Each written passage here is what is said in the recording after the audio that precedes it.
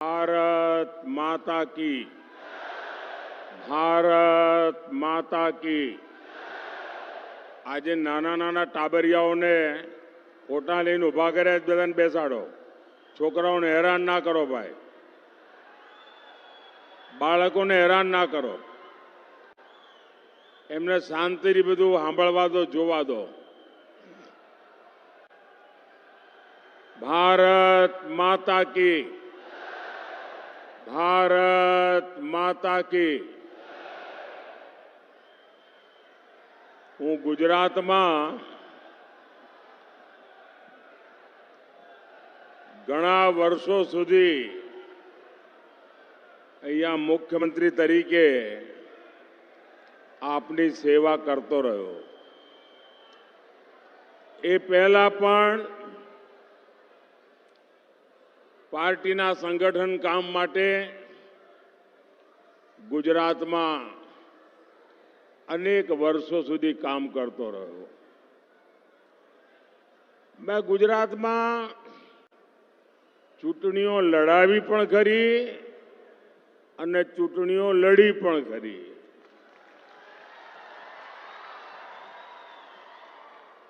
સભાઓ પણ કરી ને રેલીઓ પણ કરી.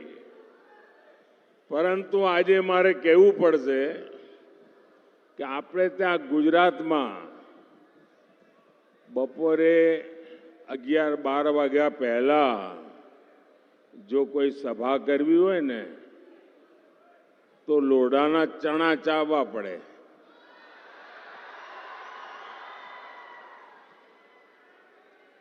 બધા એમ કે હાજે જરા ઠંડક થાય ત્યારે રાખજો ને. મારા માટે આજે અચરજ છે. આણંદનું આ વિરાટ કેસરિયા સાગર, મને લાગે છે આણંદે આજે બધા જ રેકોર્ડ તોડ્યા છે. અને આ ચૂંટણીમાં પણ આણંદ અને ખેડા બધા રેકોર્ડ તોડશે.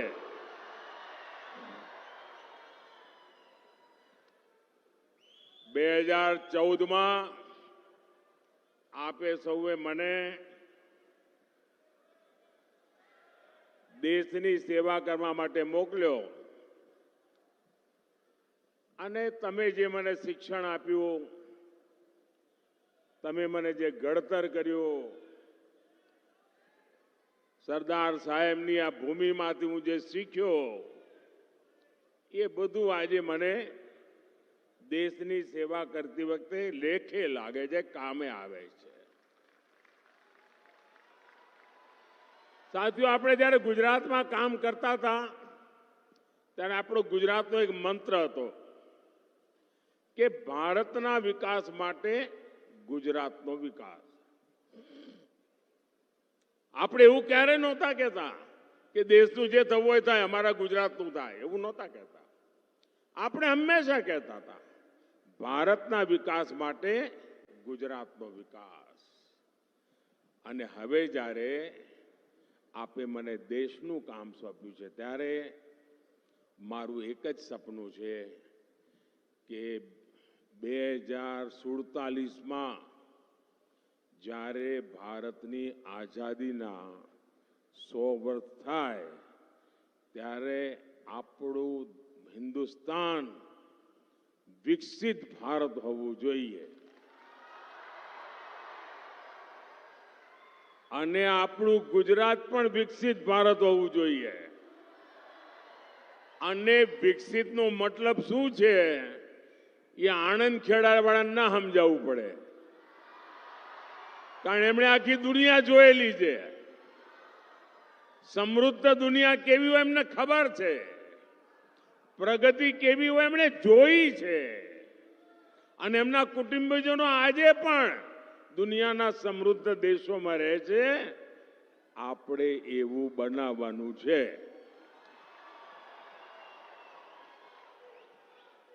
અને એના માટે મારી પળે પળ આપના માટે મારી પળે પળ દેશના માટે. એટલે મેં દેશને ગેરંટી આપી છે 24/7 ફોર 2047.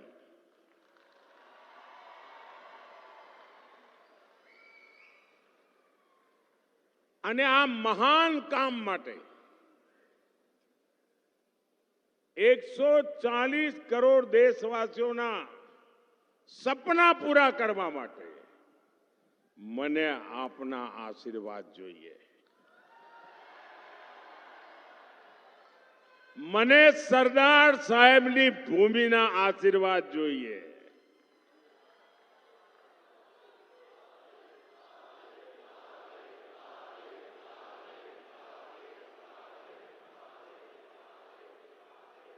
આખા દેશમાંથી આશીર્વાદ મળે, પણ જ્યારે સરદાર સાહેબની ભૂમિના આશીર્વાદ મળે ને તો એને 4 ચાંદ લાગી જાય. અને એટલા માટે હું આજે ગુજરાતની ધરતી પાસે આશીર્વાદ માંગવા માટે આવ્યો છું. અહીંયા મારી ઓળખાણમાં કહેવામાં આવ્યું કે હવે પીએમ સાહેબ બોલશે. કેવું આમ અતડું લાગે. આમ આપણા કાનમાં શબ્દો જ ના ઘૂસે. આમ આપણે કહીએ પીએમ સાહેબ એટલે આમ જોવું પડે કોણ, અને એમ કહે નરેન્દ્રભાઈ.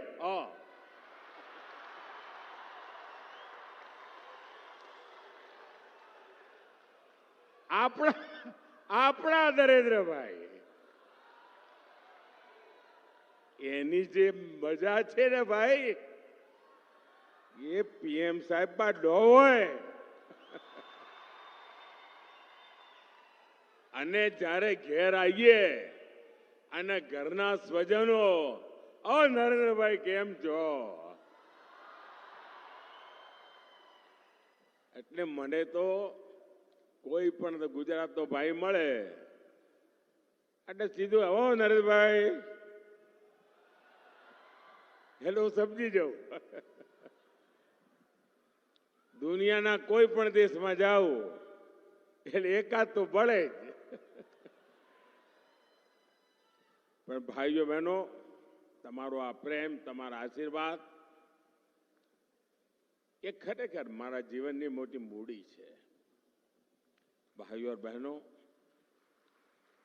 देश ने 60 साल तक कांग्रेस का राज देखा है और देश ने 10 साल भाजपा का सेवा काल भी देखा है.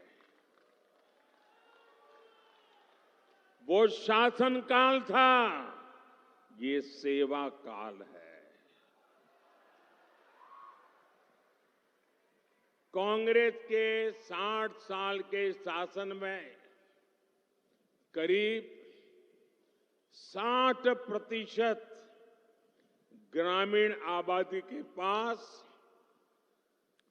टॉयलेट नहीं था, शौचालय नहीं था.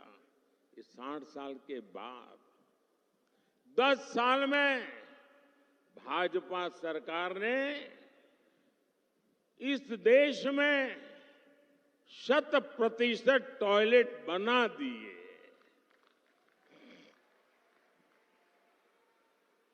साठ साल में कांग्रेस देश में सिर्फ 3 करोड़ ग्रामीण घरों तक ही नल से जल की सुविधा पहुंचा पाई. यानी कि 20% भी नहीं, 20% से भी कम घरों में वो नल से जल पहुंचा पाई. 10 साल में ही नल से जल पहुंचने वाले घरों की संख्या आज 14 करोड़ घर हो गई है.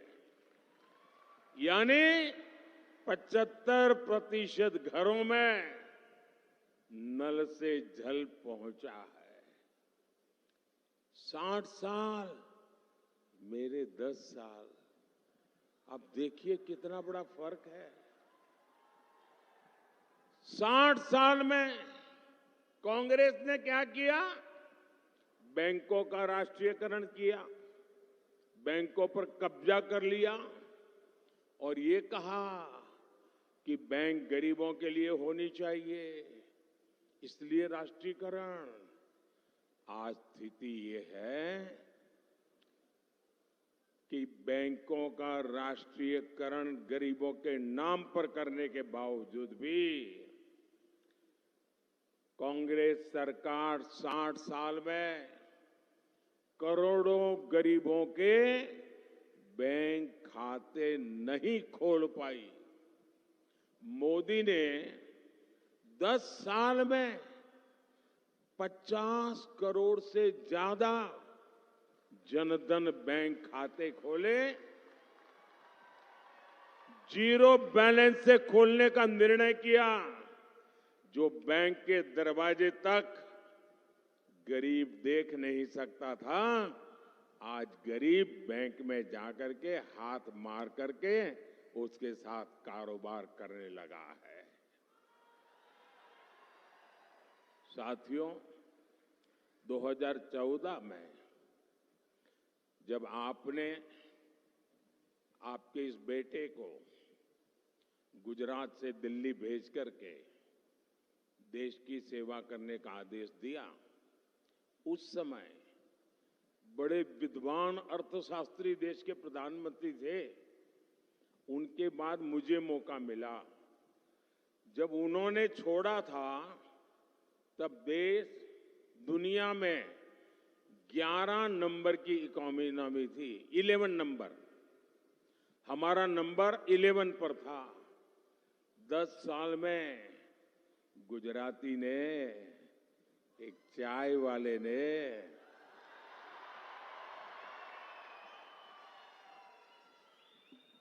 देश की इकोनॉमी को 11 नंबर से 5 नंबर पर पहुंचा दिया।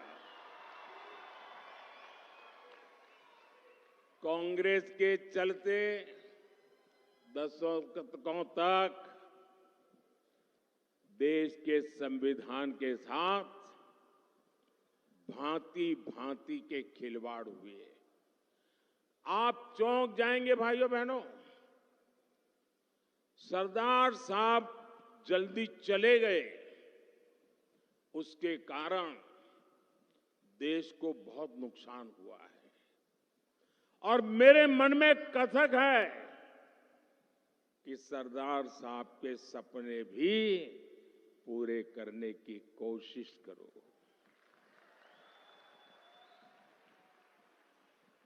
आपको पता है भाई, ये कांग्रेस के शाहजादे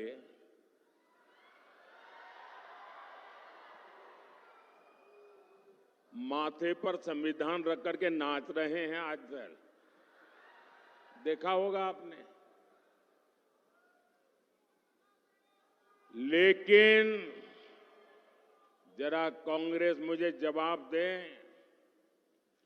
जिस संविधान को आज माथे पर रख करके नाच रहे हो, क्या इस देश में 75 साल तक हिंदुस्तान के सभी हिस्सों पर ये संविधान लागू नहीं होता था? मोदी के आने के पहले इस देश में 2 संविधान चलते थे, 2 झंडे चलते थे, 2 प्रधानमंत्री थे। ये संविधान माथे पर लेकर के नाचने वाले शाहजादे आपकी पार्टी कांग्रेस ने, आपके परिवारजनों ने देश में संविधान लागू नहीं होने दिया था। कश्मीर में हिंदुस्तान का संविधान लागू नहीं होता था। धारा 370 दीवार बन के बैठी थी। ये सरदार पटेल की भूमि से आए हुए बेटे ने उस 370 को भी जमींदोज कर दिया और सरदार साहब को सबसे बड़ी श्रद्धांजलि मैंने दी है।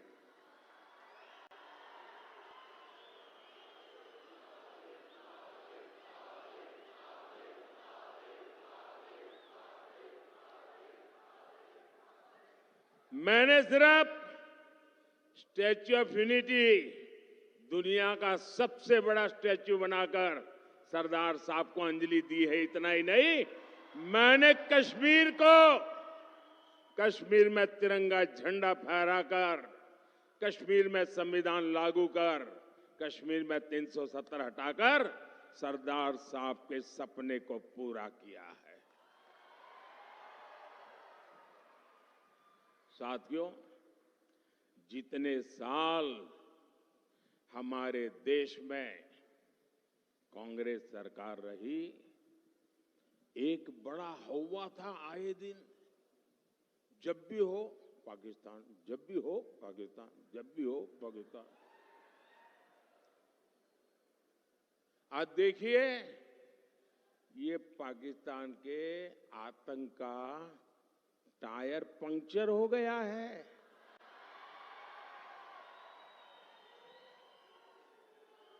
जो देश कभी आतंकी एक्सपोर्ट करता था, वो आटे के इंपोर्ट के लिए दर दर भटक रहा है।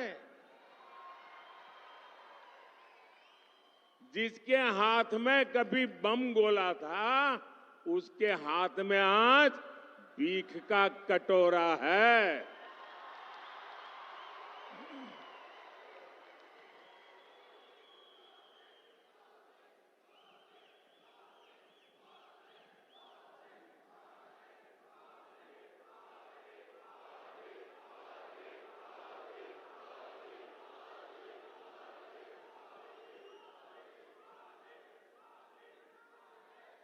कांग्रेस की कमजोर सरकार आतंक के आकाओं को डोजियर देती थी।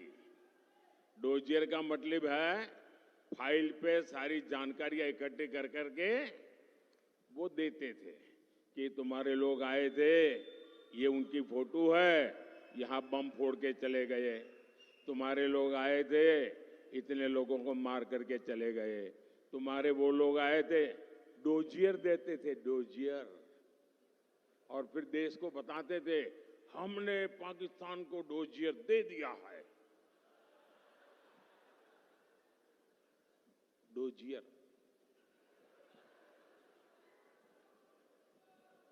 और मोदी की मजबूत सरकार देखिए, डोजियर बोजियर में टाइम खराब नहीं करते।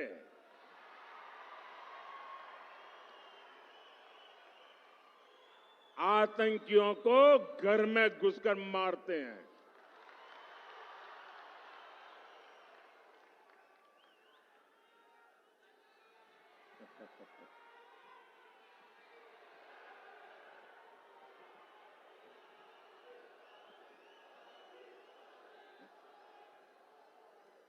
और साथियों, संयोग देखिए, आज जब भारत में कांग्रेस कमजोर हो रही है, यानी सूक्ष्मदर्शक यंत्र लेकर के भी कांग्रेस को ढूंढना मुश्किल हो रहा है। लेकिन मजा ये है कि यहां कांग्रेस मर रही है और वहां पाकिस्तान रो रहा है।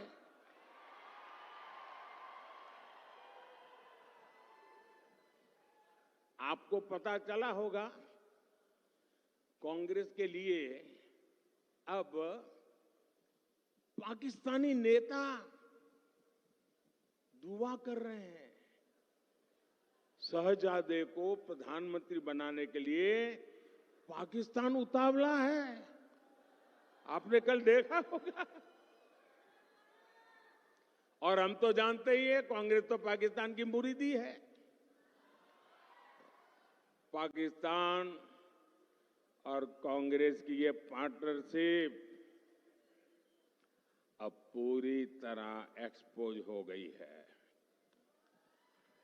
भाइयों और बहनों, देश के दुश्मनों को आज भारत में मजबूत सरकार नहीं चाहिए, उनको कमजोर सरकार चाहिए।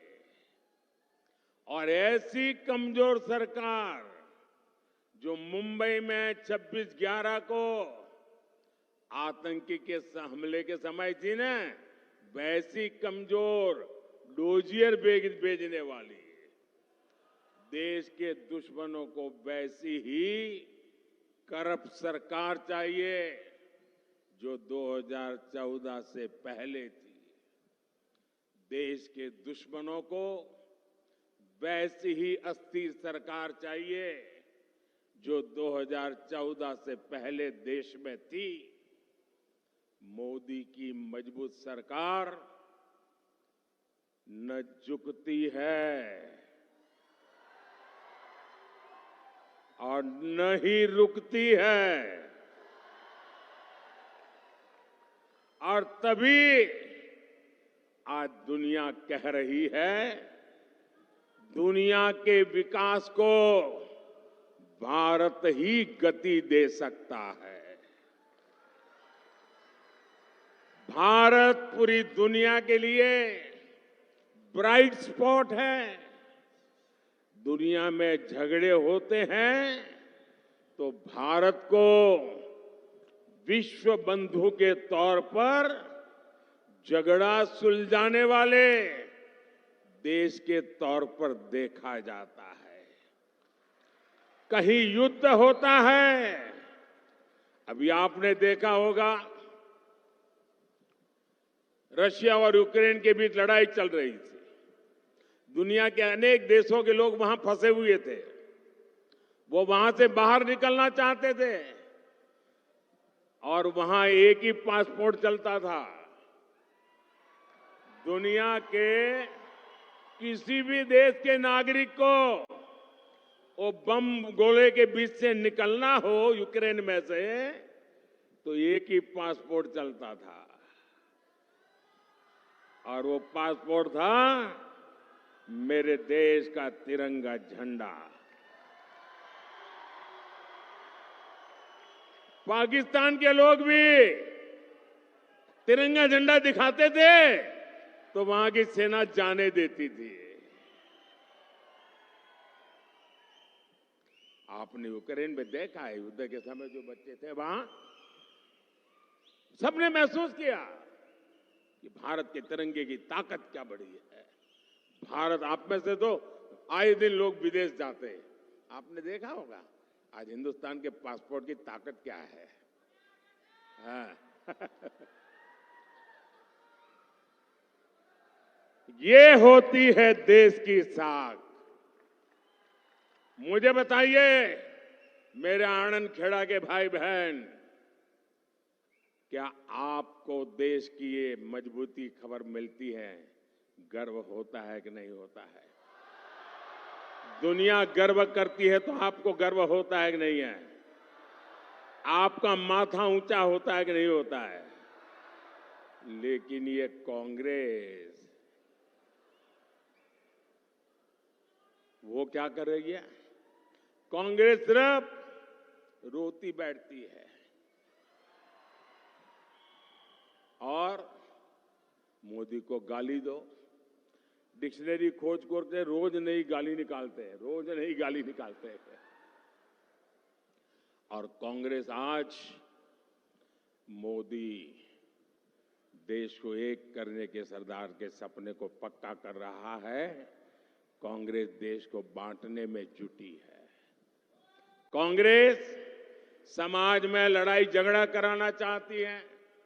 भाइयों और बहनों, आजकल पूरे देश में एक बहुत बड़ी चर्चा चल रही है। लोग पूछ रहे हैं कि आखिर कांग्रेस इतनी बौखला क्यों गई है?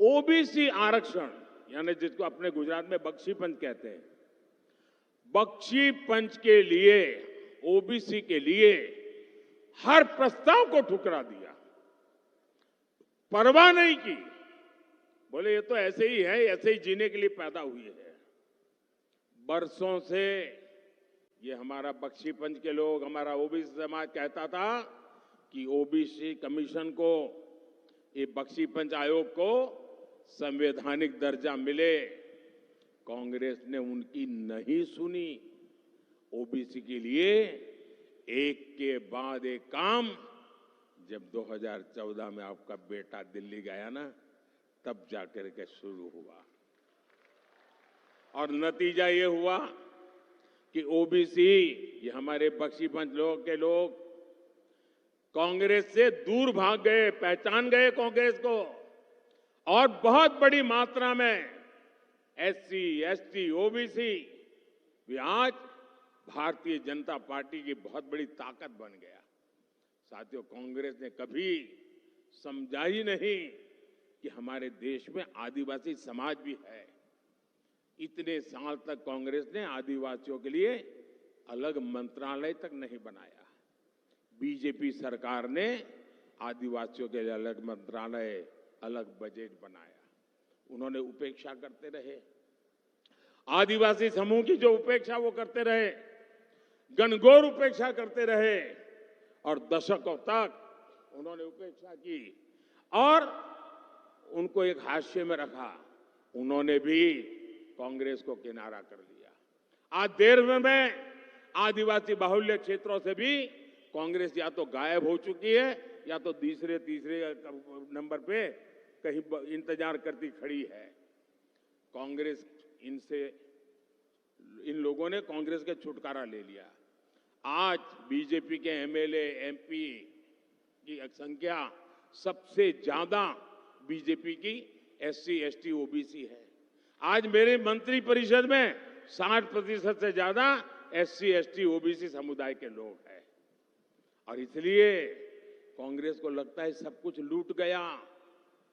अब आने वाले 100 साल तक कहीं कोई किनारा नजर नहीं आ रहा है।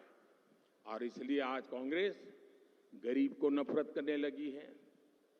आज एससी, एसटी, ओबीसी इनको नफरत करने लगते हैं, और ये बात कांग्रेस को बर्दाश्त नहीं हो रही है।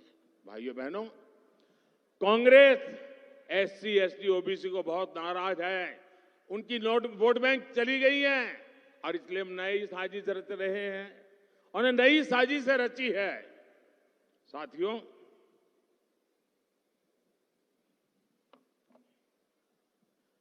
अब सब जानते हैं कि दशकों से कांग्रेस का सबसे बड़ा वोट बैंक माइनॉरिटी का रहा है, और उसमें भी मुसलमान। इस वोट बैंक को उन्होंने बहुत पाला पोसा है, बहुत खातिरदारी की है। बीते दशकों में क्षेत्रीय दलों ने कांग्रेस के इस वोट बैंक में भी सेंधमारी कर दी। जो प्रादेशिक पक्ष है ना, उन्होंने उसमें से क्योंकि कांग्रेस 10 बोलती थी, वो 20 बोलते थे। कांग्रेस 25 बोलती थी, 50। उनको पता चल गया है कि कांग्रेस को मारने का यही तरीका है। तो जो प्रादेशिक पक्ष पैदा हुए, उसमें से बहुत सारे उन्होंने कांग्रेस को, जो मोनोपोली थी माइनॉरिटी की, उस पर भी डाका डाल दिया। इसलिए अब कांग्रेस नई नीति, रणनीति बना रही है। जब कांग्रेस सत्ता या विपक्ष में, वहां माइनॉरिटी के वोट बैंक को साथ रखने के लिए तुष्टीकरण में और तेजी से आगे बढ़ रही है।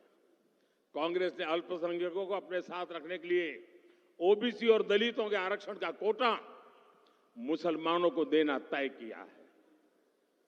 इसके लिए कांग्रेस पार्टी संविधान बदलना चाहती है। कांग्रेस चाहती है कि एससी, एसटी, ओबीसी के उनके हक का जो आरक्षण है, वो अपने खास वोट बैंक को दे सके।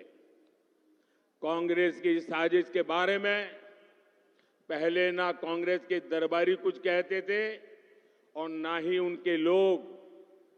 24 के चुनाव में मोदी ने कांग्रेस की ये सारी साजिश देश के सामने रख दी है। इसलिए कांग्रेस और उसके दरबारी मोदी से इतना गुस्से में है। ये चाहे जितना भी गुस्सा कर ले, मोदी आज पूरे देश को ये गारंटी दे रहा है कि एसटी, एससी, ओबीसी और सामान्य वर्ग के जो गरीब लोग हैं, उनका जो आरक्षण है, जो संविधान के तहत मिला हुआ है, बाबा साहब आंबेडकर के द्वारा मिला हुआ है, भारत की संसद ने दिया हुआ है, ये बीजेपी की गारंटी है, ये मोदी की गारंटी है, ये बीजेपी सरकार की गारंटी है कि धर्म के आधार पर किसी को भी एससी, एसटी, ओबीसी और जनरल के आरक्षण में से रत्ती भर भी हाथ नहीं लगाए दिया जाएगा।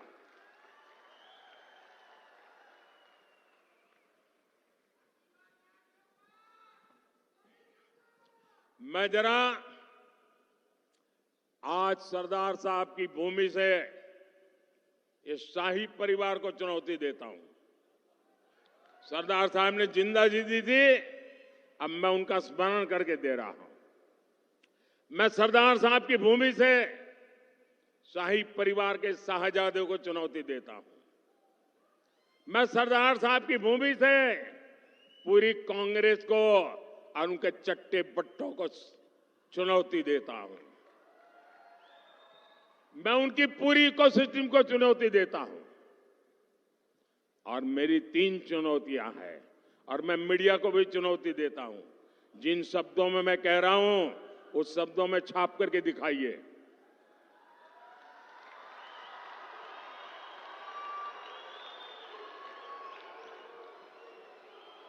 उनको लगता है कि मोदी ने बात छाप दी, टीवी में दिखा दी, तो शायद कांग्रेस कहीं की नहीं रहेगी। मेरी 3 चुनौतियां हैं कांग्रेस और कांग्रेस के पूरे इकोसिस्टम को। पहली चुनौती, कांग्रेस और उनके चट्टे बट्टे देश को लिखित में गारंटी दें कि वो संविधान बदलकर धर्म के आधार पर मुसलमानों को आरक्षण नहीं देंगी, देश को बांटने का काम नहीं करेगी। मेरी दूसरी चुनौती है, कांग्रेस देश को लिखित में दे कि वो एसटी, एससी, ओबीसी को मिलने वाले आरक्षण में सेंधमारी नहीं करेगी, उनका अधिकार नहीं छीनेगी, डाका नहीं डालेगी। मेरी तीसरी चुनौती है, कांग्रेस देश को लिखित में गारंटी दे कि जिन जिन राज्यों में कांग्रेस की और उसके साथियों की सरकार है, वो कभी भी वोट बैंक की गंदी राजनीति नहीं करेंगे। वो बैकडोर से ओबीसी का कोटा काटकर मुसलमानों को आरक्षण नहीं देंगी। ये मेरी 3 चुनौतियां हैं। शाहजादे, हिम्मत हो तो आ जाओ। संविधान को माथे पर लेकर के नाचने से बात नहीं बनती है। संविधान के लिए जीना, संविधान के लिए मरना, ये सीखना है तो मोदी के पास आओ।